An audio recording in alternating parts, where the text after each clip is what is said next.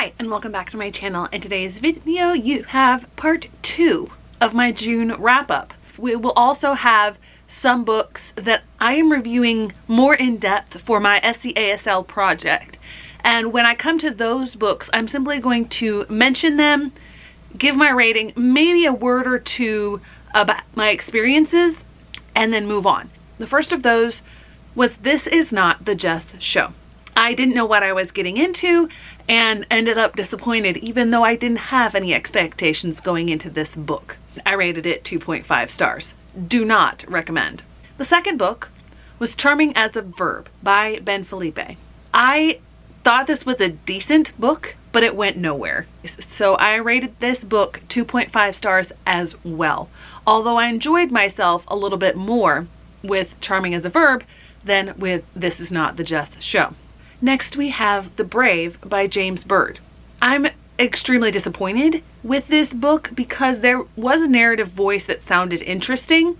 Unfortunately, I was reading reviews and things like that of it, and there are a lot of own voices reviews that highly critique this book, and it reads far too advanced for middle grade, and it makes a lot of really glaring assumptions about Ojibwe culture, and the author is supposed to be Ojibwe. Ultimately, because of those problems, this is going to be a 1.5 star read for me. Next we have Fool's Fate, which is the conclusion in the Tawny Man trilogy. Now, because this is the third series in the realm of the Elderlings, I won't be able to give many, if any, details about the book itself. As you may have surmised from my wrap-up of the first 2 books in the Tawny Man trilogy, Fool's Fate is either tied with Madship or surpasses Madship as my favorite Realm of the Elderlings book. It certainly is my favorite Fitz-centered book. In Fool's Fate, you get the full force of everything that has been building up in the Farseer trilogy, in the Live Ship Traders trilogy, and in the first 2 books of the Tawny Man trilogy. I continue to be amazed at how Robin Hobb develops her characters and continues to develop all of these characters and build them and make them seem real and lovable, but still with their own problems. There were a few scenes in this book that were extremely emotional, and I loved it so much because of how well it fit for the plot. The next 3 books that I'm going to talk about I read as ebooks. First of those we have Nevermore. I have heard a lot about the Nevermore series and how people have compared it to Harry Potter and that nostalgic found family, discovering your magical abilities sort of whimsy. And Nevermore had all of that. It wasn't a copycat. It was its own unique thing. I love Morgan Crow, how she's developed thinking that she's going to die when she's 11 on Eventide because she's a cursed child. And then the surprises that come to her when Jupiter rescues her and takes her to Nevermore, and how she has to prove her worth, but she's not a Mary Sue. She's not gifted at everything. She struggles a lot because there's so much about Nevermore that she doesn't know, and she has to overcome all of these things that were put on her by being a so-called cursed child. It's brilliant.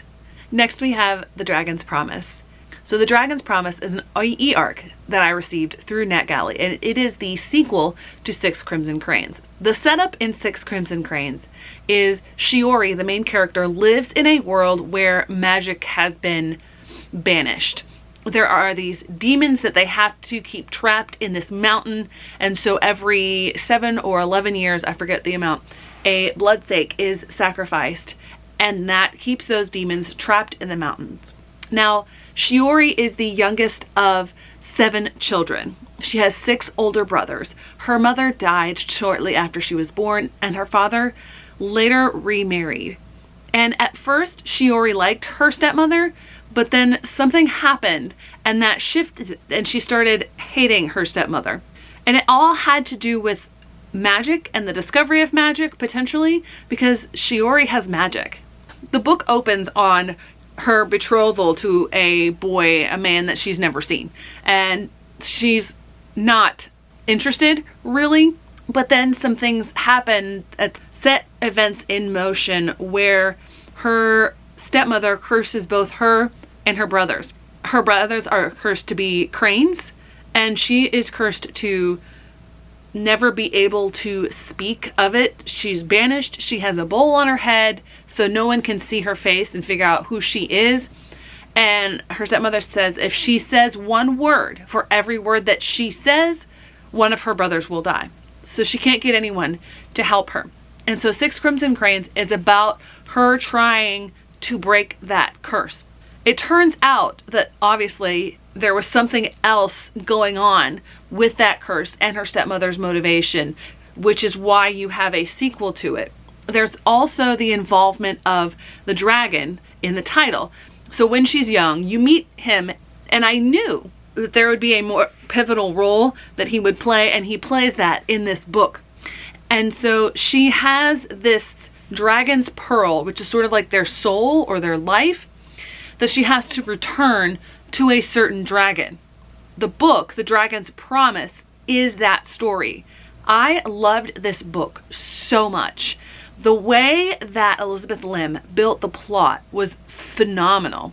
In standard plot structure, you have the opening, you have rising action, you have a climax, you have falling action, and then you have a resolution. What Elizabeth Lim did is she continued to build the suspense without keeping you on the edge of your seat the entire time. She built it, it was almost in thirds. She built it up, there was a climax, a little bit of a resolution, and then more until we get to the final climax and the ultimate resolution. Some of the things that were happening and unfolding at the final climax in the plot, I'm like, if you go there, it would fit, it would make sense. I wouldn't throw the book across the room like I almost did with Allegiant. Now, I'm not gonna say what happens at the end. The book's not out yet, but I loved how Elizabeth Lim handled this so much. The third ebook that I read was also an e-arc that I got through NetGalley. This one, though, was not the typical e-arc that I have received, and it is a work of history. I was a little unsure of where to set my expectations when I started reading this, because I realized that it was a work of history centered on something in the World War II timeframe. And both in fiction and in nonfiction, I have read a lot in that time frame. This book, however, surpassed my expectations. So this book is called The Island of Extraordinary Captives. The author, Simon Parkin, uses a narrative nonfiction style for his work and does a brilliant job of it. I can tell throughout this that he researched his text, his work, extremely well. He did not put anything in there unless he knew it could be verified. The thing that captured me the most about this book was the fact that this is something that I did not know had happened. Something significant and impactful in World War II history that I didn't know had happened. And that's the fact that the United Kingdom had internment camps. I had no idea that they also had internment camps. And this book is about one of those internment camps and the people that passed through it. Additionally, it became even more heartbreaking because so many of these people that they were interning were German Jews, Austrian Jews, who had fled to Great Britain for refuge. Some of them had even spent time in the German camps. It was such a powerful book and so brilliantly told. I highly recommend it. Next we have Believing by Anita Hill. I listened to this as an audiobook. This book I picked up on my Atlanta book haul, primarily motivated by the signed book plate. Additionally, by the fact that I have enormous respect and admiration for Anita Hill, what she has done, what she has gone through, and what she continues to do. In this book, she describes what the subtitle says.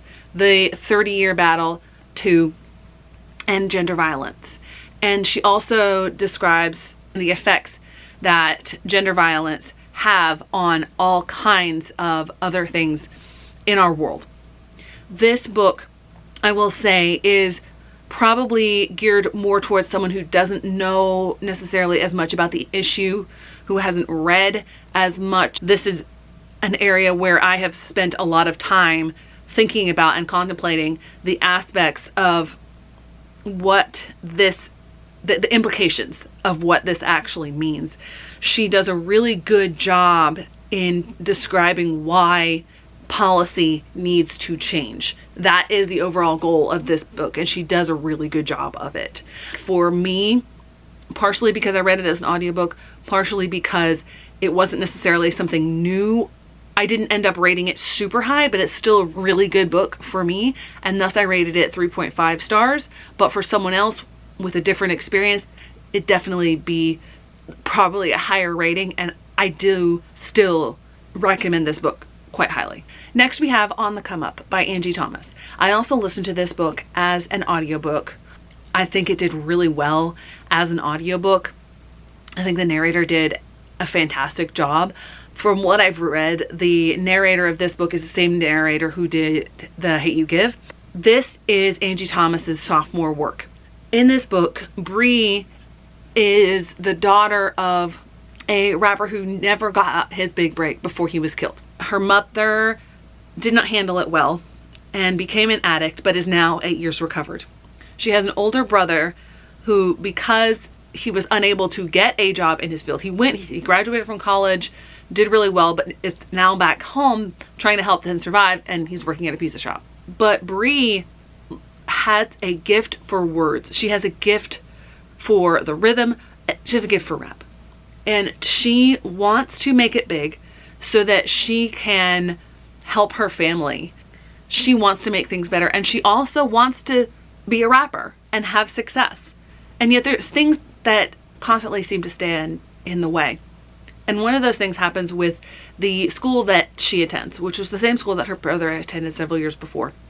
It's a public school, but it's an arts school, so she doesn't have to go to the school in her neighborhood. Because of that, she does have to attend a primarily white institution.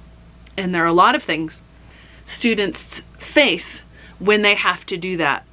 And this school has security guards, has a metal detector, and the security guards target the black and brown students.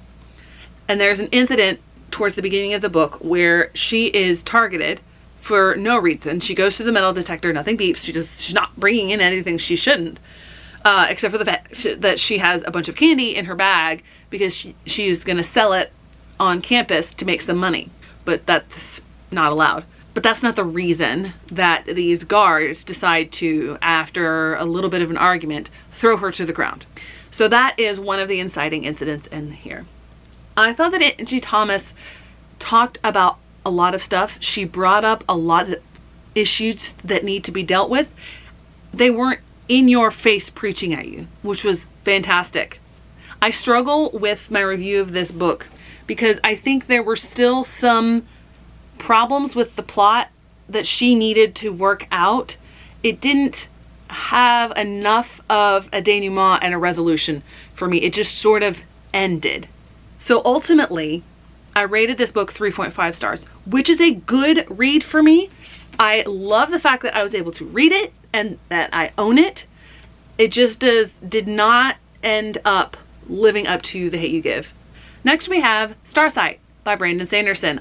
This is the sequel to Skyward, which I rated 5 stars and really enjoyed. But that was back when I still had issues with finishing series. Thank you, Allegiant. So I never picked up the later books in the series, even though I rated Skyward 5 stars and loved it. I love Spensa and the world that Sanderson created. So the setup for this is Spensa lives on planet of detritus along with a bunch of other humans, and they are constantly under attack from this alien race that they call the Krell. And it comes periodically, tries to attack them. They have to develop this Air Force sort of thing to go attack fight back to protect them and just push the Krell back. And Spensa wants to be part of this. But there's things standing in her way, and that big thing standing in her way and what has made life difficult is the fact that her father is considered a coward. Her father was a well-renowned pilot amongst her people, except for at one point in a very crucial battle, he ends up breaking through a sort of barrier out of the atmosphere and then comes back in and is firing at his own people. And because of that, he's branded a traitor. But Spensa still wants to be part of this fighting crew. She has a lot to overcome because people are like, your father was a traitor, so you're going to be a traitor. Even though life doesn't work that way, that's how a lot of people operate. Throughout Skyward, she ends up making such a beautiful found family. A lot of people were disappointed because Spensa ends up leaving Detritus, leaving behind that team that she established in Skyward, and people missed that. I did not really miss it that much. Maybe it's because I hadn't read Skyward right before reading this. Maybe it's because where she goes, she establishes another found family. And it's brilliant. I love the characters that get introduced in Starsight. These characters, because they are so unlike Spensa, they push Spensa out of what she's always known, and she has to challenge what she's always known and believed. That ends up coming in handy at the end, which I won't say anything else about that, but I really enjoyed it. Now, because this is a middle book, it wasn't as phenomenal and mind-blowing as Skyward, so I rated it 4.5 stars.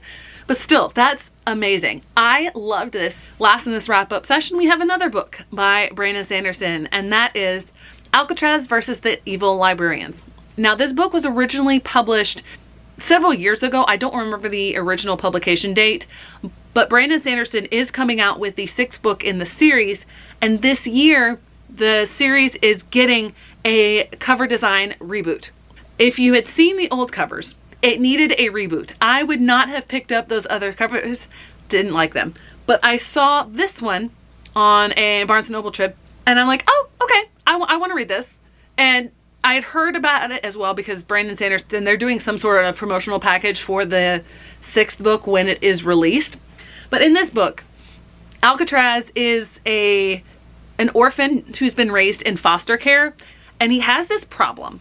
He keeps breaking things, like all kinds of things, and he breaks so much stuff that none of the foster parents really want him, so he keeps getting moved from foster home to foster home.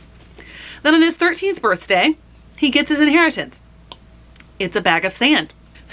He looks at that and goes, a bag of sand. Well, thanks, Mom and Dad. And then an old man shows up and says, hey, I'm your grandfather. Where's that bag of sand? And then he discovers it's been stolen and launches Alcatraz into this madcap, zany adventure where there are 2 worlds. There's the free kingdoms, and then there's Liberia. And Liberia is controlled by the evil librarians who control every bit of information. They make it seem that, you know, fantasy, which is truth, is and ridiculous, and your magic doesn't exist. I can't even describe, it's fantastic. And so the sand is used to make glasses or certain lenses in glasses. And that's what the oculators, which Alcatraz and his grandfather Leavenworth used to fight against the evil librarians. I laughed out loud so many times throughout this book. I thought it was hilarious. And the way that Sanderson writes this book is he puts Alcatraz as the writer of the book and says that that's the pen name for Brandon Sanderson. And so many times throughout the book, there's so much breaking of the fourth wall where Alcatraz is speaking directly to the reader. It's brilliant. I loved it so much. I think I rated this 4.5 stars. Next we have Exile, book 2 in the Keeper of the Lost Cities series by Shannon Messenger. I believe it was back in May that I read book 1 in the series. It may have been April. And I really enjoyed it. I love the world building and the characters introduced, although some of them seem interchangeable. This is a feel-good fantasy. It doesn't do anything new. It doesn't sort of like break new ground. But it's a nearly 600-page book that I read in a few hours because it just reads so quickly and is so enjoyable. It's fluff, but it also has substance. I appreciated the fact that Shannon Messenger did not just magically make things better after the trauma that Sophie and Dex endured at the end of the first book, and that it played a significant factor into the events in this book, and it gave us a little bit more of an inkling of why Sophie is the way that she is. I think I ultimately rated this 4 stars. Next, we have a Doctor Who comic bind-up. I read this one for some Whatever-a-thon prompts. I haven't hauled it yet, but I'm not going to individually haul my massive stack of Doctor Who comic bind-ups. And so I read this one, even though I knew it was not the first in this series of compilations. And this was the conclusion to an ongoing storyline. Unlike that other one that I read that I think was a David Tennant bind-up, this one, what I got in the previously on section in here was enough for me to understand the stuff that was going on. Now, the sapling has occurred in previous issues, and as well as the villain, the scream part of the silence has occurred in previous ones, but this was a conclusion to that. There's this part of Doctor Who, especially with Matt Smith's version of the Doctor, where there are all sorts of twists that they make to the canon of the Doctor to sort of make it work. And there are some Whovians who are like, oh, that's not possible, I don't like this. But most Whovians are like, that's just Doctor Who. And so there was a bit of that in here, and I enjoyed it. I don't think these are ever going to be groundbreaking, but I gave this one 3.5 stars. And we have Labia, which is the Vile Village, which is book 7 in the series of Unfortunate Events. This is the last of this series that I will be reading in Spanish. I accidentally read 8 and then 7, but books 9 through 13 were never translated. And I've talked about previously how difficult it is to translate these books because so much of these books are nuances on the English language, which do not translate directly to other languages. I didn't see as much of the issue with the translation that I did in book 8. Book 8 just felt very stilted. I don't have much to say about this because I know this story so well and I read it piecemeal, just a few pages a day. Decent installment, not necessarily my favorite, but at this point, I'm ready for a change in what I'm reading in Spanish. Next, we have Blade of Secrets by Trisha Levenseller. This is a second and final chance for Trisha Levenseller. I rated her other book that I've read, The Shadows Between Us, which was on last year's SCASL list. I rated it a 0.5 star. Now, that was probably way too low of a rating. None of the books that I've read so far this year have been that low, but I did not like that book, and of course it won for YA. But I thought, okay, I'm gonna give this another chance. I won this. I thought it was an ARC. I talked about that in another reading vlog. It's not. It's an advanced copy of the paperback.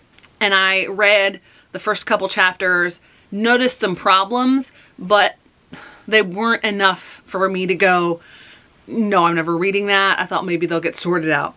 Unfortunately, they really didn't. The world building in here was substandard. It was hard to place where this world was and when it was, because there was so much about it that seemed like it was medieval history timing of the fantasy, but there were all sorts of other anachronisms that just did not make it work. The characters were not well developed. It was basically insta-love between the two main characters. I say insta-love, but it was almost like an inevitable love. They didn't quote unquote love each other at first, although it was insta-lust on her part, and that factors into the magic that goes into the blade, and none of the characters were well thought out. The only thing that I regret about this book is the last bit of the book, the final like climax fight scene and everything, was actually really good. I was really engaged in that and going, really, Levenseller, you're gonna write a good book, write a not good book, and then put a really captivating ending in there so you'll make me kind of want to read the sequel? I'm not gonna read the sequel. If I need to, I'll read a synopsis of the sequel, which is coming out soon or has already come out. I will be unhauling this. This is not going into my collection, and I won't be reading another Trista Levenseller book. So at this point in the month, most of the books that I'm reading or that I read were for my SEASL project, which I talk more about in those videos. So I'm going to briefly go over the 9 books that I've read in this portion. So first up we have This Is My America by Kim Johnson. This book is about a girl whose father was wrongfully convicted of the murder of a white couple in their small Texas town. And she has been working for years to try to get him exonerated. And then at the beginning of the book, her brother is accused of killing a white girl in their high school. And eventually these two threads become intertwined. And it's a really stark, incredible read that it deals with a lot of stuff. It was really good. I rated this 4 stars. Next we have Unscripted. And out of the books that I've read specifically for the SEASL project, this has been the best one. And in Unscripted, you have a girl who goes to improv camp. All she wants to do, like her goal, is to get on SNL, and she wants to get on Varsity.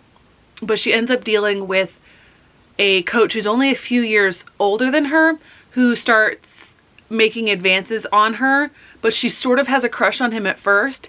And so when things start to cross the line, she's unsure of what she should do, and if that will jeopardize her opportunity, because there's scouts coming in to look.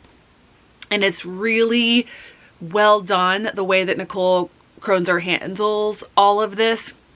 I rated this 4.5 stars. Next we have The Ravens by Cass Morgan and Danielle Page. This book is a dual perspective book with 2 main characters, one who is a junior and the other who is a freshman, and they both attend this prestigious university. One, the junior is fairly like a legacy student. The other is there on scholarship, and her mom really doesn't want her to go. There's also a sorority involved, and it turns out that the sorority members are all witches. And so there's things that unfold throughout this book. It's witchy, there's supposed to be twists and turns, but I don't think that the dual perspective was done very well. I can almost see the difference in the writing for the 2 co-authors, and ultimately it sort of let me down a little bit, so I did rate this 3.5 stars. Next we have Bedazzled by Ryan LaSala, and yes, that is a play on bedazzling with charms, because the main character, Raphael, he loves to do cosplay, and he's a crafter. He has this, it's a version of YouTube channel where he's making the costumes, and he's really talented, but he's dealing with the fact that his mother is this highfalutin art person and looks down on his crafting hobby. This is a dual timeline with a relationship with a guy that he never thought was into him, but he develops a crush on, and they get into the relationship. But at the beginning of the book, like, you know that something went wrong in the relationship. It's a romance book. That's not what I prefer. I loved the aspect of the art and Raphael's description of when he really gets into the crafting and the design. I've always loved the behind the scenes of art. The romance part of it, just not for me.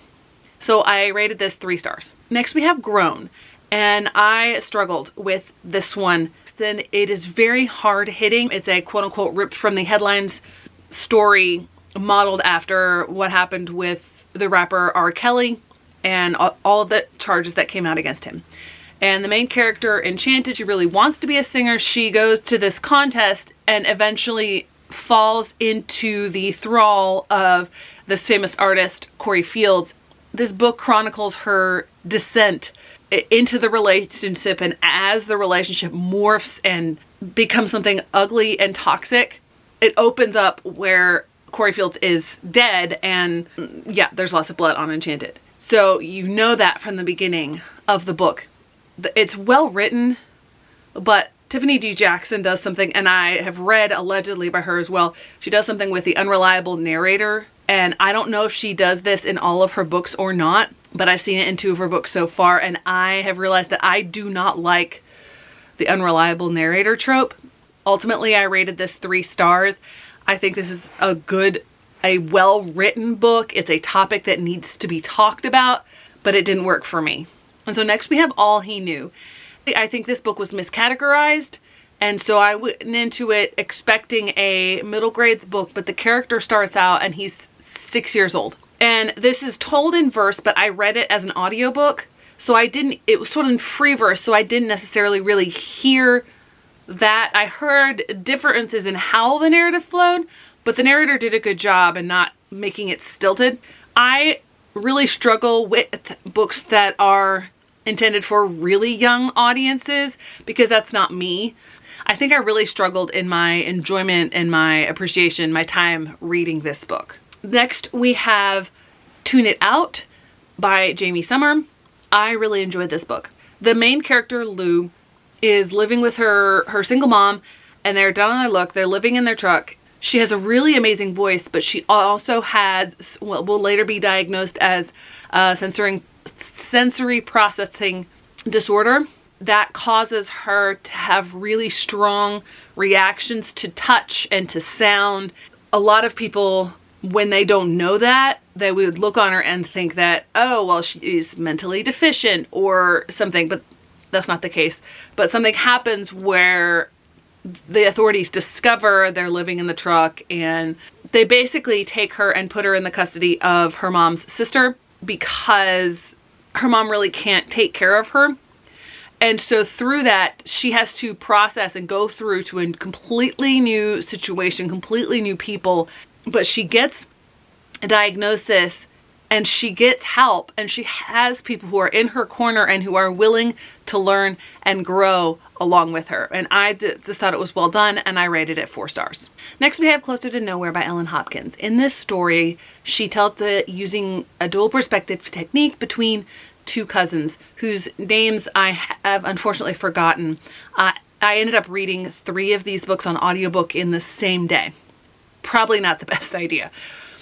These 2 characters are dealing with significant changes in their life because of the death of the male protagonist's mother, who was the twin sister of the female protagonist's mother, and the consequences of what his father did, and he's now in prison, and so now the cousin is in part of the family, and there's all sorts of changes that they are having to adjust to, and he's suffering from PTSD from all sorts of terrible things that had happened in his life before that. And Ellen Hopkins did a fantastic job with this, and I ended up rating this 4 stars. And last of this grouping is the one of these SEASL books that I read via ebook, and that is Turtle Boy by Evan Wolkenstein.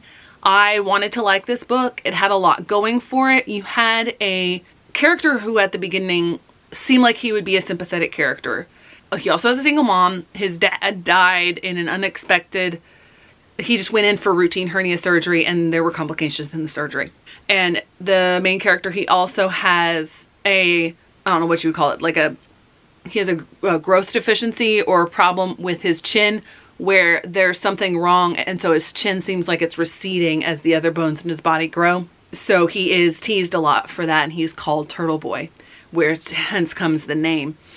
And throughout this book, Wolkenstein, who is Jewish himself, and there's a lot of Jewish traditions, and this is the year where Will, the main character, is going through the different processes and things that the Jewish children do before their bar or bat mitzvah. And part of that has to do with community service. And in that community service, he meets with this kid, RJ, who has a mitochondrial disease, which is slowly causing his, and you would think that that would help Will become a more sympathetic character, but I ended up rating this a lot lower just because Will stays a stubborn, like a mild brat throughout the entire book, and the only hint that he's supposed to have changed and learned learned comes from his bar mitzvah speech. No other sign. And so I believe that I rated this 2.5 stars. So in this last segment that I'm filming for June, I'm going to be going over 4 books, 3 of which I read for the SCASL project, and they will have shorter wrap-ups, and one which it was an arc, so it wasn't for the SCASL project, so I will have a little bit more to say about that one. I have been working on editing this video, and it's already ridiculously long, even though I split it in half because I read 48 books this month. I'm not going to be doing a statistics clip. I just don't have space in the video to do that. The next book that I'm going to talk about is The Bridge by Bill Koenigsberg. In The Bridge, you have 4 different sections, and each of those sections starts at the same time. There are events in 2 kids' lives that bring them both to a bridge. I think it's the Williamsburg Bridge, but I don't remember which bridge, in New York City. Each part explores what would happen if one of a combination of outcomes happens. The girl jumps, the boy jumps, they both jump, neither of them jump. But this book does an excellent job in talking about what leads up to these decisions that these 2 characters are making and how it affects others. Obviously, there are trigger warnings for this book. I ended up rating this book 4 stars. I thought it was a really solid read. Then we have More Than Maybe by Erin Hahn. Yet again, we have another romance book. And like I mentioned when I talked about Bedazzled, romance is not a genre that is my preference. And similarly to Bedazzled, we also have main characters who are artists in a way. The primary art that they're exploring is music. And again, I love the behind the scenes into the artistic process. The romance, it's not just the compelling thing for me. And this one is especially frustrating because you know from the very beginning that both of these main characters are head over heels for each other, but they will not tell each other for like 3/4 of the book. And so all of the angst could have been solved with them saying, oh, I like you. Oh, I like you too. Okay, yay, we're together. It was decent. I don't remember what I rated it, 3.5, maybe 4 stars. Thought it was a solid outing, but again, romance is not my preferred genre. Then we have a book for the middle grades list, and that is City Spies by James Ponti. I enjoyed this a lot more than I thought I would. It's like a feel-good romp. There was a Spy Kids, the movie Spy Kids from early 2000s. It felt like that in book form. I thought it was a really enjoyable read, a little bit absurdist, fun, again, enjoyable. And then the last book that I have for the month of June is Frances and the Monster. And this is another arc that I received through NetGalley. Frances and the Monster is a middle grades retelling of the story of Frankenstein. So there are things that you would recognize from Mary Shelley's Frankenstein, but it doesn't go near as dark. When you think about the iconic villagers with the pitchforks and torches and etc., that scene is sort of in there. But Frances is obviously the titular character, and she's supposed to be playing the role of Dr. Frankenstein, except for the doctor that's doing most of the work was actually her great-grandfather. Frances has not had any time really to be outside of the manor house that they live in, which is set up on a hill outside the city of Bern, Switzerland. Her parents are scientists and they go on lots of trips, and at the outset of the trip that they're supposed to go on, she thinks she's gonna get to go on it. But her parents aren't gonna take her. It's precarious because World War II is about to start, but also there's some things that they haven't been telling her. When she was 4, she was in an accident that resulted in a lot of scars and also the loss of, I believe, her right ear. And she thinks that her parents are just they're being overprotective and she wants to get out, but the surprise that they have for her is a robot tutor. She ends up discovering something in the lab that was her great-grandfather's, dismantling the robot tutor except for his head, so he still has all the AI cognitive stuff, and then awakening the monster. And then the story is like a caper story where she's going into town and she meets up with this boy named Luca who becomes a good friend. She's trying to find and neutralize the monster before he causes harm. But then towards the end of the book, there's a lot more that she ends up learning through this story. I thought it was a really good, solid read. I think that it fell into some tropes that I expected. These tropes didn't take away from the book, so I really enjoyed it. So there you have it. There is the second half of what I read in the month of June. Probably the most books that I've read in a month for over 10 years. I don't have a clue how I read this many books, but I had a fantastic month of reading. My average stars for the month was like 4 stars-ish, and I haven't had an average that high before this year in a long time. If you've made it to the end of the video, thanks so much for watching. I really enjoy it, and I would love to start commenting and chatting with you guys in the comments. So thanks so much for watching. I hope you have a great rest of your day.